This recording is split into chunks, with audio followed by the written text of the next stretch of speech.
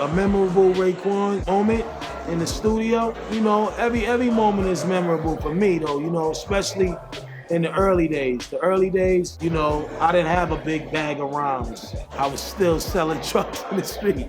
I was still nickel and diming and, you know, come to the studio, hear a track, be like, oh, all right, yo. I write on the pizza box, boom, boom, boom, boom, boom, boom. I write on the cup, whatever the case may be. Most memorable would probably be sitting down and really writing C.R.E.A.M. You know, C.R.E.A.M was serious because when I first wrote it, I wrote it as a story. I didn't write it the way I wrote it now, which is still a story, but I had wrote it and I had sung. Something told me, say, yo, let your niggas hear your verse real quick. So I let one of my mans, I said, yo, this is what I came with on that beat. So he was like, I was like it? He was like, side. He was like, but it's missing something. So I'm like, all right, so I'm taking his word because he a stand-up nigga to me. So I'm like, all right, talk to me.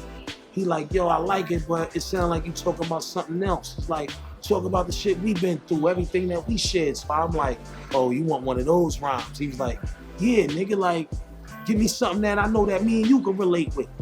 I don't want to hear a story right now. So it was like he kept his honest feelings on the table about how he felt about the track. And for some reason, it's like I took it and heed what he said. And later on that day, I'm like, yo, this nigga don't like this shit. It was just my man, like he's a live nigga, but he was like, yo, I don't like it. I said, you don't like it? He said, I don't like it. It's dope, but I don't like it. It's alright. That's the word when nigga don't say, when a nigga don't want to say your shit ain't all that. Like, it's alright.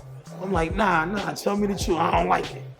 And then I went home and I wrote C.R.E.A.M sitting by the stove. Like, you know how you ain't got no table right there. I'm just writing on the stove.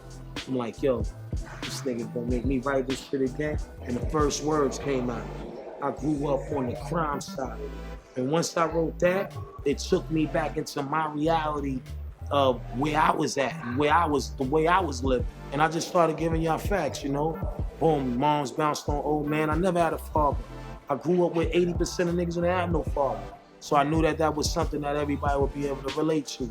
Smoking cracks and weed back in the days, that was our glory times. You know, we did that because it was expensive, you know, until people started, you know, losing their lives or getting strung out.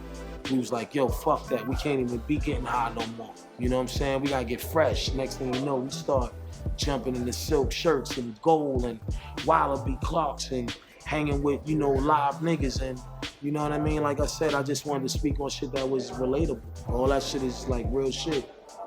Fire escape action, you know what I mean?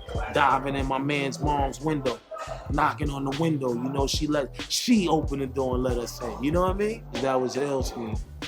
And this shit just woke him up because he started coughing, choking in his sleep though, but I reach in my pocket, push the shit through the window, he take it, walk off with it. Out of there. He got out that night too, right? Got out. And it's G-Rap. He like this, yo, cat just snuffed me, boom, boom, boom. There was a crew of rappers coming up and we started to get a little deeper.